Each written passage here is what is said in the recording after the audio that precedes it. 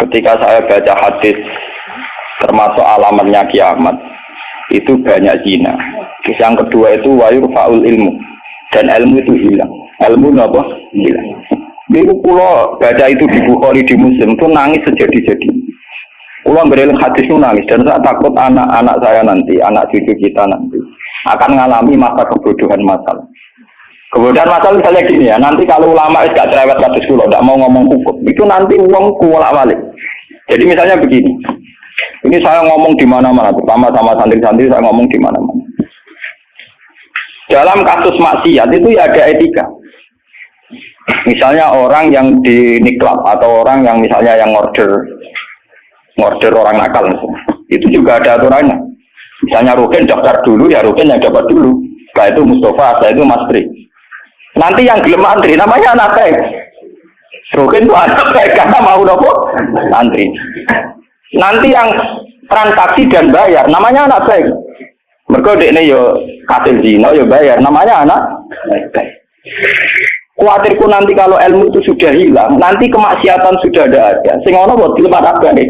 Dia tetap zina tapi dilema anak baik karena dia zinanya ya bayar ya mau antri. Paham ya? Orang melihat konser yang pornografi, yang mempertontonkan aurat. Kalau masuknya pakai tiket, namanya apa? Penonton baik. Tapi kalau muka-muka tribun gak ada tiket, penonton jelek. Padahal cara Allah sama jelek nggak mergodelok porno. Paham? Lu boten ilmu itu pasti nanti hilang. Dan itu yang pasti dimaksud Rasulullah wa yurfa'ul ilmu. Ilmu itu nanti hilang oleh etika sosial. Meskipun dalam etika itu terjadi kebobrokan agama. Itu yang paling saya takut. Nanti itu kebaikan itu dalam keburukan. Yaitu tadi orang nonton konten pornografi asal kamu bayar dia ke penonton baik. Kamu nonton kok ngaruh kan bayar terus tengok penonton itu baik. Wadah dulu ngiler perkara pornografi. Tapi karena dia bayar dan anteng dianggap penonton baik. Karena dia dilem orang baik dia tidak pernah introspeksi kalau perilakunya salah. Paham ya? Nanti itu pasti maksudnya Rasulullah itu begitu. Itu di cara-cara ada, tapi saya memahami begitu. Nanti pasti hilang. Makanya saya bersumpah sampai saya mati pun saya akan ngomong ilmu. Meskipun ulama kayak saya itu tidak populer. Saya itu sering dikritik sama teman-teman saya isinya dari pidato. Gus ini apa jinak ragil pidato? Nggak jadi kalau pidato gak pede. Nanti nuntut ngomong aku loh. Kita jawab tenan, nggak siap. Ngurukkan aku lho jawabanku. Gak usah aku sekali terang satu aku rarok ya, tapi tetap sering pidato. Iya, macam-macam ya. Tidak gini terus kewatenangan.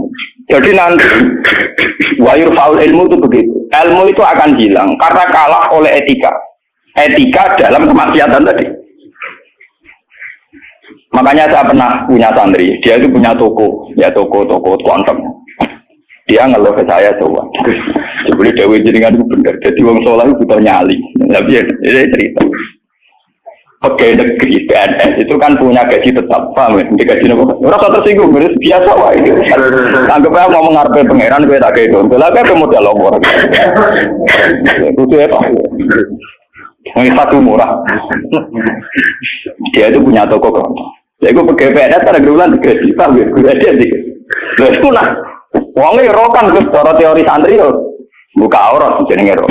Tapi tak belajar ku bayar. Jadi aku pembeli yang baik. Tidak contoh ya rokan kautan ketat tapi pembeli yang baik. Mergo mbak. Kalau ditoto soleh berdiri di musola di masjid tapi tidak belajar. Nah ada sih melayani kan. Pembeli yang tidak baik. Wah kan saya protes. Wah itu gua masuk be soleh. Jadi kalau semua soleh mantau loh. Semua rapati soleh. Nyeneng no. Maksudnya rapati soleh perkara aurat lho, ora perkara PNS lho, perkara nopo? Aurat iku ora salah paham. Kok protes PNS. Jadi kok kode pengurus masjid. Pengurus masjid dia sumbangan wong sing terkenal korupsi atau terindikasi korupsi nyumbang 10 juta. Sing tukang etika 10.000 gegere Kak. Enggak karuan. Akhirnya pengurus masjid terbiasa nganggep itu orang baik. Mereka nyumbang 10 juta. Yang tukang itikaf nyumbang, itu ya termasuk ilmu hilang, paham? Nanti itu zaman ngono iku.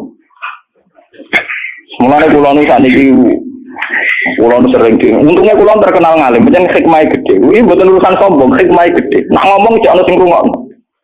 Karena pendapat saya itu tidak populer. Mau kalau orang terkenal ngalim, itu orang misalnya ke saya semua. Karena pendapat saya ada, kenapa? Tidak populer, saya ada. Wong saya pernah pengajian di rumah saya sendiri pas Muluter. Mungkin ada sebagai jamaah sini yang ikut. Orang tetangga saya rata-rata di rumah sama saya. Tapi yang kalau di acara tak omong. Wah, acara ini Gus Pak gak rawo gak enak. Kalau Gus Pak nak diundang dia teko. Pokoknya dia nak sing undangan ram bayar-bayar teko. Tapi nak bayar dia ram teko lawat itu. Tak omong. Wah, aku nak di acara. Nak nganggur dia teko nak ora apa-apa. Pokoknya nasi demi anak bujuk ini rata kau malah apik, ini ajaranku. Kamu sangke kepengenku gak gagu masyarakat. Tapi uangnya tetap segan, tetap teko. Tapi tak umum, saya tidak tersinggung. Andikan sampean tak. Nah ini juga terus balik. Terus yang ketiga contohnya gini. Kiai ku kados kiai kados kula nu lebih nyai 5 tahun, bapak-bapak 2000. Mumpun mangkel tenan. Cara ra eling Quran mangkel. Masyarakat yang anaknya setengah idiot atau yang dianggap gak pati pinter itu di pondoknya. Nasing idiotnya bagus. Yo ngoten niku kadang yo nganti camat mantan camat. Ini kula disuwun kula termasuk kiai menterakhir kiai gede, camat-camat lagi do sewentu. Gus kula nu ndek anak. Problemnya itu dia hiperaktif, ngeten-ngeten. Anak padahal kakaknya di UGM gini-gini. Itu coba yang itu supaya mondok di sini gini. Ya sudah. Untung kalau termasuk kiai sing rapati butuh duit, rapati butuh jatah. Memang tak pisau ya, tak maki-maki nek kula. Lalu setelah itu tidak kasil mondok di saya karena tak maki-maki. Itu gang beberapa hari. Wong sing ngomong niku wong melarat. Ya orang melarat tidak camat. Mungkara melarat itu tak pisau ya, melarat ya. Ya gitu. Anak yang baik karena dapat prestasi di sekolah umum, yang tidak baik di pondok. Wah nyorok Gusti kula sak ini wong sugih kalau tidak bisa ilang itu budi. Kan etika keulamaan kan bisa wong marah tuh ora oleh. Aku kok oleh. Jadi nak misoi ora oleh, aku kok napa? Oke kok kan misoi napa? Jadi ono. Nah itu yang menyelamatkan hati saya itu satu, yaitu tadi. Kenapa di Al-Quran diulang-ulang innalladzina amanu wa amilus. Jadi sebetulnya begini, ini yang peringatan ya bagi teman-teman yang mungkin di sini ada PNS, ada orang-orang yang biasa punya selera elit.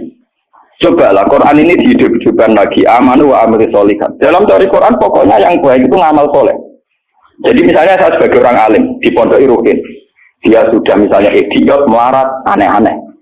Di Pondok Mastri, terus melarat, aneh-aneh. Pondok Mustafa, melarat, gak pahaman. Kalau dalam teori pendidikan modern, di mana butuh bibit unggulan, ini itu nggak masuk semua. Karena sudah ada bayar, idiot, ngawur, aneh-aneh. Gitu. Itu kan repot. Wah, itu kan repot. Jadi kamane santri kok Mustafa yang ini, rata salam tempel lah kok kiai ini rata-rata kopiah, kiai rata-rata apa? Kopiah, memang deh, mesti gak terima deh, nopo. Dua kiai kok rata-rata nopo? Kopiah. Misalnya satu rupiah sholat kopiah, kok abadi apa? Dia karpet kiai ideal. Ngaku karpet deh. Padahal kiai ini kesusu rapat dia kopiah juga pernah mergawe, ngurusin ini terus kelaparan. Nah ini contoh. Nanti suatu saat ada era, sekarang juga mulai. Sekolahan yang hebat adalah sekolahan yang luar biasa dengan makna santrinya IQ-nya bagus. Siswanya IQ-nya bagus. Pola sosialnya bagus. Pembayarannya nomor penting gini Bu. Pembayarannya nopo. Nah terus akhirnya pondok-pondok pesantren kan kedua bayarnya bagus, kotanya ada bagus, perilakunya. Lu mau aku kurang disangoni pangeran. Wa amilus sholihat. Ngurmat ruhin wa amilus sholihat. Ngurmat Mustafa ya amilus. Wes ora urip. Wis ora dadi wong.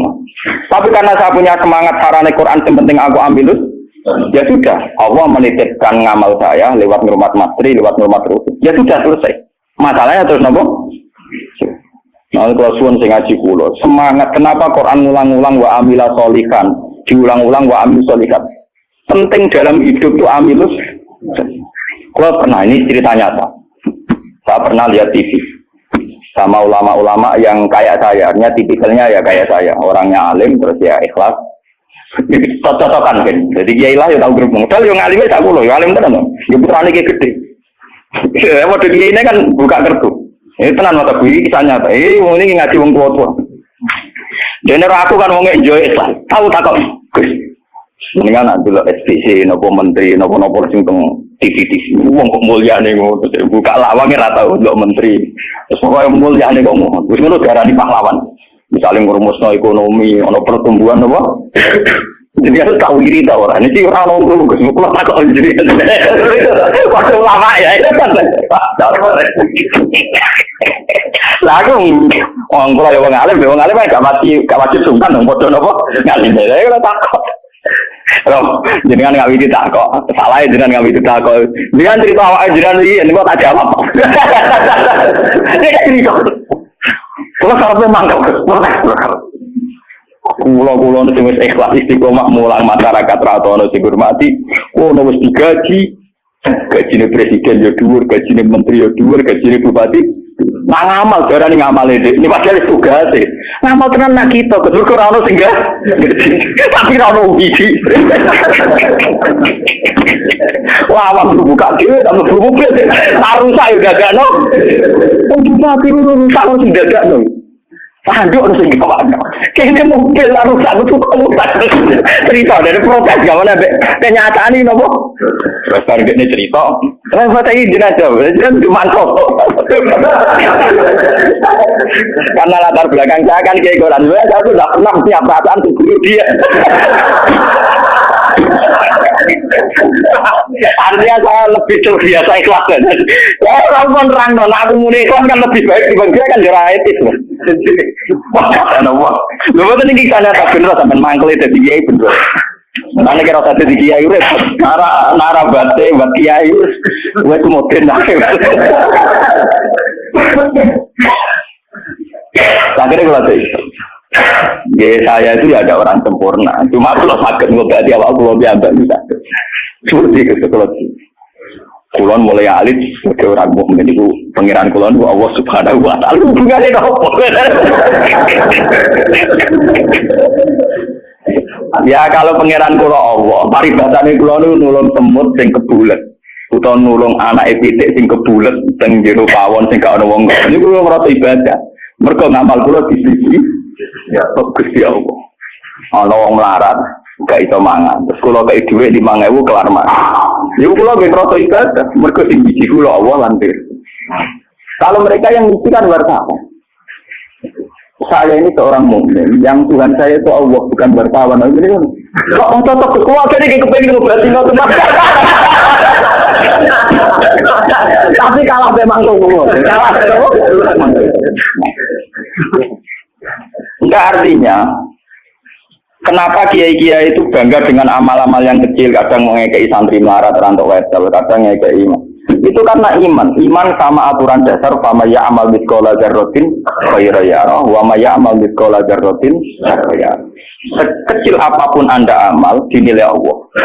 Ini penting kalau aturakan. Nanti ada wilayatul jahli, ada kebodohan apa masal, di mana orang yang rapat tentang ketahanan pangan karena dihadiri menteri dan tetap-tetapnya. Orang itu dianggap berprestasi karena mempertahankan pangan, kuota pangan cukup, bulog cukup. Padahal hakikat yang mempertahankan pangan itu siapa coba kalau per individu? Ada tukang becak miskin. Dia hari itu tidak bisa makan, ditolong sama tukang becak diutangi 20.000. Anak istrinya jadi apa? Makan. Dan di mata Allah yang menjaga nyawa tukang becak ini adalah temannya tukang, bukan pejabat-pejabat yang rapat di hotel berbintang. Meskipun saya ngakui fungsi mereka, tapi kalau saya disuruh ngakui fungsi mereka juga harus ngakui fungsi sosial yang dilakukan rakyat. Saya pernah juga diperut, apa jenis ada alur fungsi menteri? Lalu aku ke ngakoni, kalau aku ngakoni hasil, orang kau ngakoni kono ora, bang kune. Kok pena? Kalau sama-sama kita beretika, kalau saya ngakui fungsi mereka juga harus ngakui fungsi kita. Makanya saya itu kalau melihat petani di sawah, dan itu sebagian anak-anaknya mondok di saya, itu kalau saya nyeritani Pak, yang rapat-rapat ketahanan pangan di hotel-hotel itu hanya rapat ketahanan pangan. Sama sebagai petani yang tulen, Itu yang hakikat mewujudkan Sampai jangan kecil hati. Saya dan di mata Allah Anda lah yang mempertahankan pangan. Karena Anda belum jadi peta. Jadi itu banyak santri-santri wali murid yang bangga dengan saya. Wah, nah ngono berarti kalau wong tom ya wong top podo menteri pertanian. Nah, ya kalau menteri kan lapornya sama presiden. Kalau sampean tak latih laporannya be Allah Subhanahu wa taala. Lah ini khasnya ulama.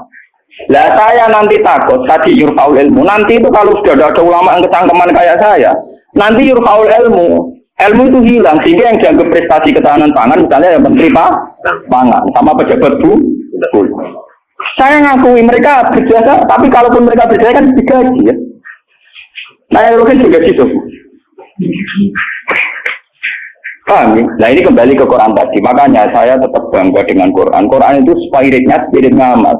Amilus solihat sama ya'mal mithqalan dzarratin khairan. Nah kemudian memang ilmu ini kelihatan biasa saja karena ya nggak ada yang menjelaskan. Makanya kalau syukur jenengan gelem ngrungokno ngaji Quran. Saya tidak bangga karena sampai ngaji saya enggak. Biar orang itu bangga lagi dengan teori-teori Quran dan biasa transaksi di Allah Subhanahu wa taala. Seperti saya ngaji di sini. Saya ini termasuk terkenal pintar. Beberapa kali saya diminta jadi dosen di universitas terkenal dan itu berkali-kali. Saya sampai sekarang belum pernah bilang iya dan itu Allah tahu niat saya. Ya supaya saya gili-gilian Gusti benono kiai sing ra dosen. Jadi pokoknya mulang, mau prospek ora, mau sing gaji ora.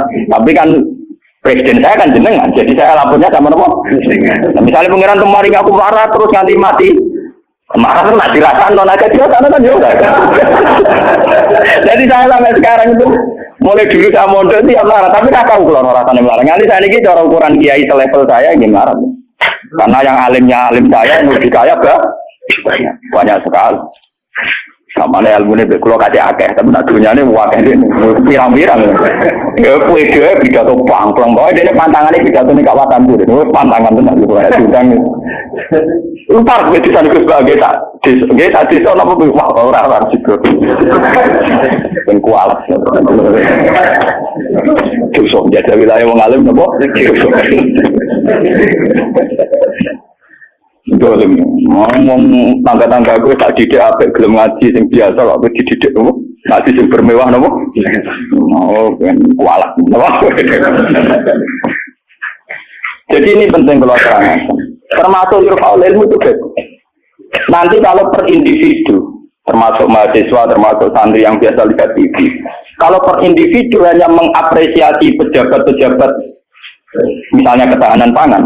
Daripada mengapresiasi penggone sing ngutangi dan itu menjaga nopo itu akan bahaya bagi kelangsungan iman, ya, karena orang tidak biasa transaksi dengan Allah Subhanahu wa taala. Padahal dalam kitab-kitab diterangkan betapa banyak orang jadi wali hanya berdasarnya keimanan wong siji wong loro tanpa rapat-rapat yang disorot media nopo. Sama tak cerita nih, saya pernah cerita di sini. Ono wong maju di sugih ra karuan, wis sugih ro, dia anak wayu. Bareng dia anak ayu karena dia maju tidak beragama mikir. Dia bocah ayu ngene kok tak tono rugen pintu tapi wong cilik tak rumah aku kok gede-gede dirasakno. Mikir. Walhasil dia mutusno dirabi dhewe, napa? Karena dia maju. Bareng malam pengantin, tiap apa ngeloni, niku ditotok dia. Tok. Cuma tuh udah nih, mau nongol gagu bulan madu kan mantul, mau nopo? Kulo niku gak situ, balik mana? Coba ublek. Sekarang apa? Lampu cilik loh. Cender apa? Cender sama gue edan ya. Cender. Oh, cender cara bahasa Rempang loh. Apa lihat itu? Oh, cender ala cender. Tapi mirip. Salah ucapan repot. Ublek orang nyerempet. Keteringan kelapatan cender. Mungkin rawani bakat tak sendiri. Pasti kena. Ublek netral. Agar diparani melaju itu sampai 3 kali. Sekarang 3 kali ngerti parani itu dia diparani nganti doman. Ternyata dia itu seorang janda sing anak itu kelaparan. Anaknya kelaparan ditanya kenapa kamu ke rumah saya nak tak kerja kok melaju terus dia cerita. Pak Majusi, saya ini punya anak kelaparan semua, ingin makan. Kalau saya ingat anak saya, mau memaksakan minta jenengan, karena jenengan yang punya makan. Tapi kalau saya ingat jenengan Majusi dan saya seorang mukminah, niat itu saya urungkan. Betapa saya tidak ingin menjual iman saya. Terus, entah ini kayaknya dari si Majusi tadi. Ini mangan gandum, pokoknya segala yang diperlukan janda itu dan anak-anaknya diambilkan terus diterus. Dipikir dia seorang raja. Diterus. Padahal dia niatnya lebih raga gudin. Buat ini cerita iman. Biar sampai biasa transaksi bahwa Allah Subhanahu wa Ta'ala. Nanti nilainya nanti saya akan satu. Biar sampai biasa transaksi bahwa Allah Subhanahu wa Ta'ala. Terus dikasih. Nah cerita itu terbongkar. Itu justru karena antar wali. Jadi ada seorang wali. Dia mimpi di Ka'bah, dia zaman dulu itu masih mungkin orang tidur di seputar matok Yontowat. Dia seorang wali, Abdal, dia tidur bersama Rasulullah. Fulan, wali Fulan, saya titip salam pada orang itu. Ternyata orang itu yang disifati Nabi itu orang Majusi yang di kampung terkenal paling arogan. Mereka ngerapi anaknya. Ketika dia tahu bahwa Majusi yang dititipi salam Rasulullah itu begitu, dia mengurungkan niatnya. Mau Rasulullah salah alamat, salah kirim salam. Itu kan nggak mungkin. Masa Rasulullah salah kirim apa? Salam. Itu apa tak kok rapotnya elek kabeh. Ini ku mau Majusi sing saking kurang ajar yang rapi anak. Akhirnya dia memaksakan konfirmasi. Mau Majusi ini diparah. Ya Majusi, saya ini tanya tangga-tanggaan. Saya tidak ada yang cerita bahwa ada orang benar. Tapi aku ini gue salamnya sama Rasul. Pasti kamu punya perilaku yang spesial, yang hebat. Majusi langsung iman. Asyhadu an la ilaha illallah wa anna Muhammadar Rasulullah. Nabi itu banyak nabi tenan. Perilaku saya tadi malam enggak seorang pun yang cerita. Wah, iman, jelas denglone anak dia langsung nopo. Padahal enggak disorot media massa dan itu perilaku perso. Begitu juga di kitab-kitab ada cerita seorang lonte, seorang WTX. Dia setelah melakukan aksi kelonteannya pulang. Ngerti asu dilat-dilat ning tanah, dia menafsirkan itu pasti kehausan. Kalau bolak-balik cerita tentang mereka dan itu ada di hadis sahih, karena lonte gak priayi. Malah gue santri ora iso, lonte kelebihannya kan gak napa? Iya. Iku dene nganggo sepatu putih medun ning sumur. Terus dicopot. Setelah ngambil air dicopot sepatu bootnya karena tangannya dua digongrang-ngerangah munggah. Ya mau bergerak priayi, soalnya kan bergerak apa? Gak priayi. Orang priayi kan gak kebayang. Orang priayi jarian dia oleh munggah-munggah. Lalu ini cerita tentang hadis sahih. Setelah diminumkan anjing itu, Allah syukur sekali karena ada makhluknya yang diselamatkan di lonte itu dan diparingi tobat jadi orang. Lalu apa susahnya sih kayak jenengan saya, Mas Rufin semua? Coba kita ini kan sering menyelamatkan nyawa, paling tidak anak kita kelaparan kita berikan susu, istri kita kelaparan kita berikan nasi. Kita berkali-kali menyelamatkan nyawa, tapi kita tidak pernah bangga karena kita nunggu bangga kalau kayak menteri, kayak presiden. Lalu iman kamu di mana? Lalu posisinya Allah yang nilai kamu? Kita ini mukmin yang geblek, mukmin yang bodoh. Malah nih TV juga keseringan. Bener cocokan kalau bagi ini cocokan antara orang alim. Ini bukan nanti yang namun kalau bagi mau cara tak cerita ya mangkel tapi kan ada sebut ini. Tapi ini tetap ngakau nih. Mati man kejunan ngalim macam nanti jenis apa? Obat ini subuh kan hati apa? Dia baru sadar. Ya makanya saya ini kalau baca wahyu tadi termasuk wahyu faul. Orang yang kadang bergelar-gelar yang kadang masih melakukan kebodohan dalam imannya, yaitu nganggap prestasi yang kayak presiden, kayak menteri. Sementara penyelamat nyawa yang lewat aksi-aksi personal tidak gini. Quran itu dawuh Allah Subhanahu wa Ta'ala. Allah sing di langit di bumi, wae ngangge tarif miskola dzarrah. Tarife pangeran mau miskola sekecil apapun amal Anda, tak miskola tetap tak hitung jare. Kenapa kita manusia sombong? Ngitung amal itu yang disorot. Ngitung prestasi itu yang diakui publik. Kita ini jadi mukmin yang bodoh. Mana kira wali aku percaya santai no wiridan. Nah wali ketok tangan. Karena iman kamu itu iman yang bodoh. Mana tobat, mending ngaji tobat. Napa? Tobat. Makanya nanti ya karena saya tidak bisa mimpin sholat tasbih 1 Muharram. Nanti saya mimpin sholat tasbih di sini setelah maghrib. Mungkin asing agak akhir karena ya pokoknya begitu kan. Saya itu bukan ingin apa, ngiling-ngilingan ya. Kalau ciri utama ulama itu mengingatkan akhirat, mengingatkan eksistensi Allah Subhanahu wa taala. Sama kalau hormat pulau kalau bolak-balik haram zaman bertamu dengan pulau kembang lokal. Gama pulau Bojonegoro nggak bojon susu. Terus aku bagus banget, terus sowan di malah tambah dosa, mungkin haram loh. Enggak ngono nek ngaji pun kula nak hadir Bojonegoro salaman diolah oleh kula kan wong lucu. Kenapa salaman diolah oleh? Lah anak bojo ya tenang, saltuan mumpung ketika lu mriko cangkem. Dari mumpung ketika lu mriko yo cangkem. Oh santri elek. Elek lapis ning kakek salaman. Repot. Nah ini penting kalau aturakan. Jadi sebetulnya masalah utama manusia itu sejauh mana? Masalah iman ya. Sejauh mana kita sering kontrak ambil Allah Subhanahu. Nah ini juga yang dilakukan Rasulullah. Ketika ada sahabatnya yang sudah pinter, karena tidak meminta beliau urusan dunia, dia tidak minta beliau urusan apa? Nabi hanya minta fa'inni ala nafsika bikatroti. Aku jaluk tulung kue. Yang penting kue sujudem yo sering. Jadi kamu Nabi kamu gue jangan jaluk syafaat kok, tapi kue dewe ora tahu sujud. Nah gue ora tahu sujud itu artinya ora tahu transaksi be Allah Subhanahu wa taala. Gue ora tahu ta'alluq, ora tahu gandrung ning gone Allah Subhanahu wa taala. Makanya nanti saya salat tasbih sebagai simbol saya paling ndak kula jenengan nggih sudah jauh-jauh datang. Nek kula ora permatur wong ya ada kula, paham ya. Jadi kadang wonten kadang kula sedikit panik. Cuma jenengan waktu itu di gunung itu ben aku temeran matur nuwun ada aku ngembang. Tetep ada nopo?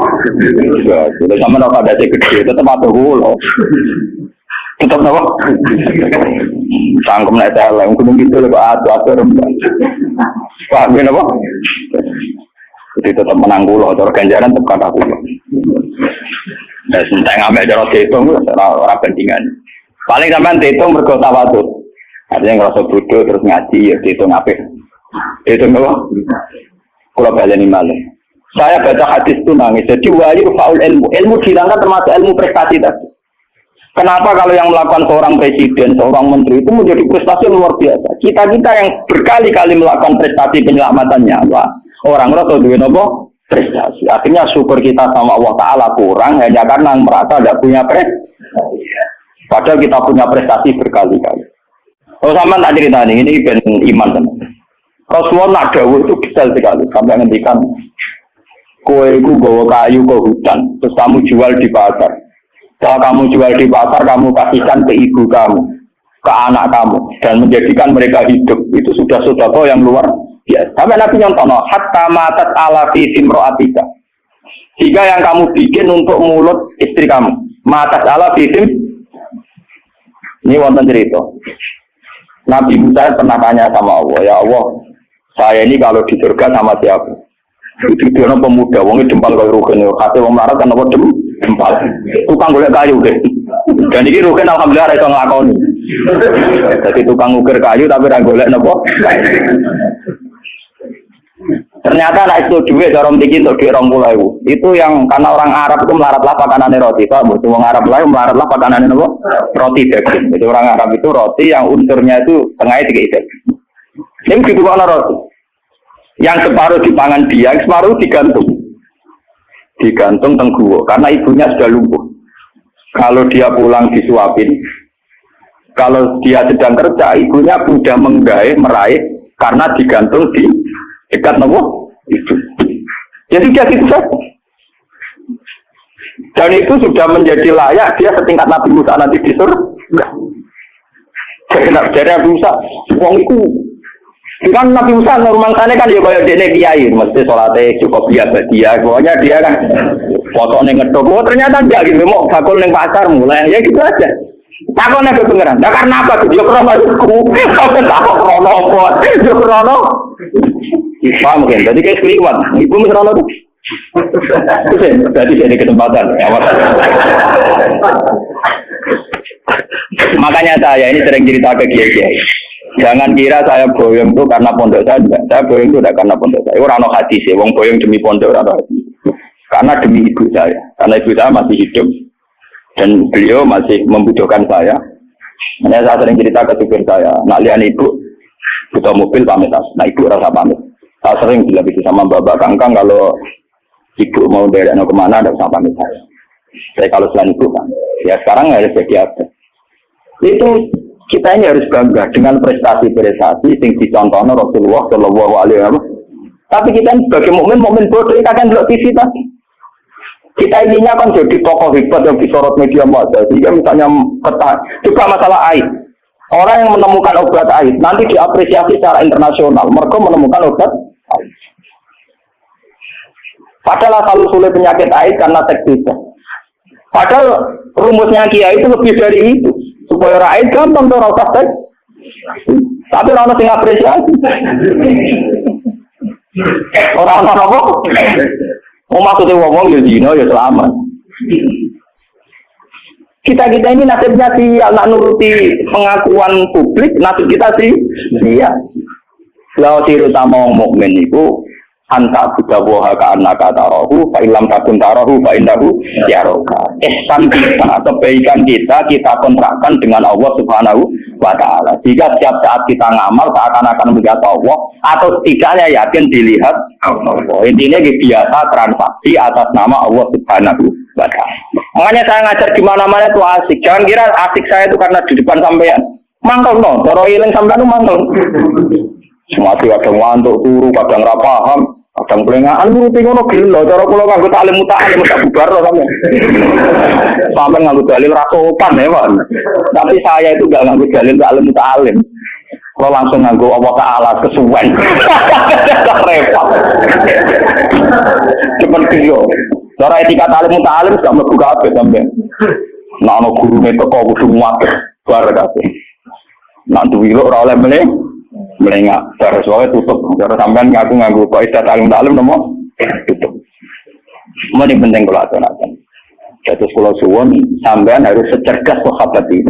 Kalau sampean sudah tahu saya ini misalnya ulama akhirat, ya hubungan saya dengan jenengan harus urusan apa?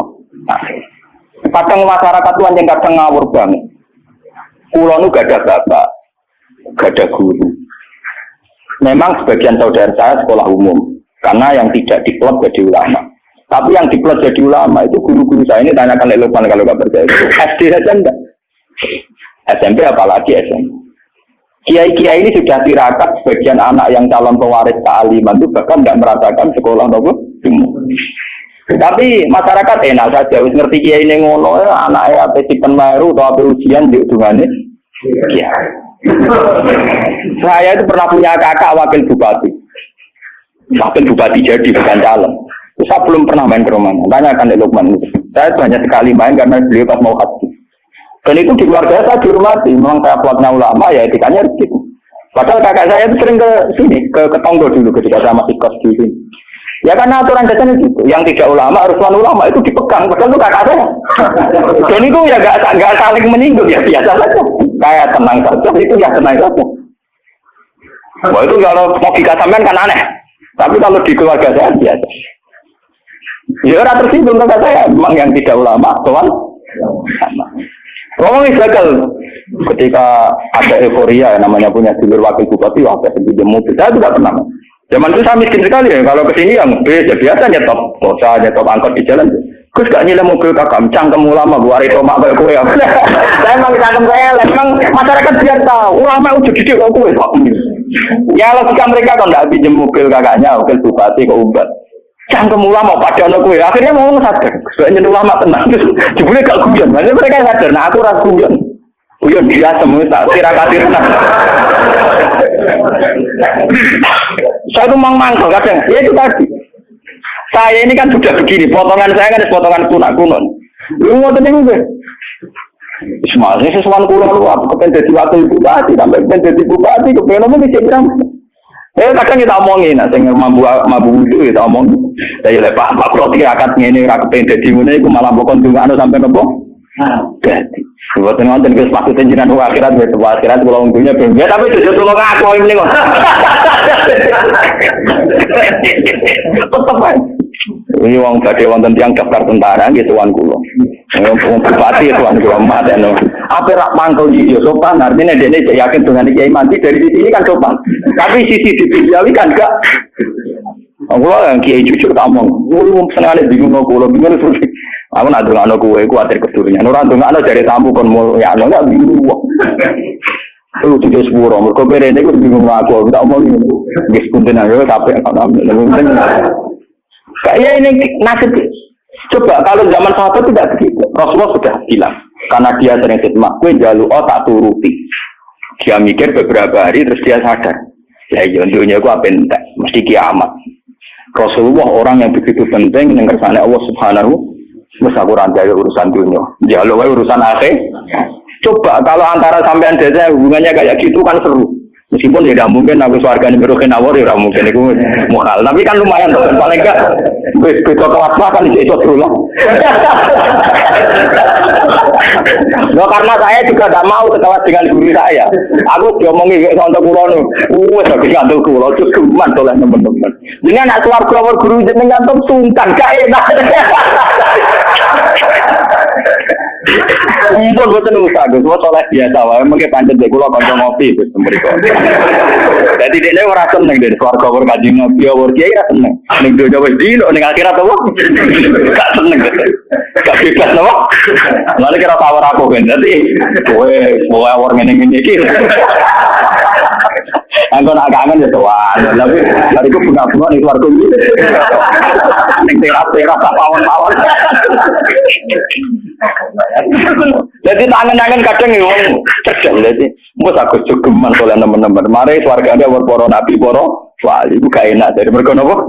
Sungkan tangan-tangan yo masuk akal. Iya. Kasaran teman-teman yo enak.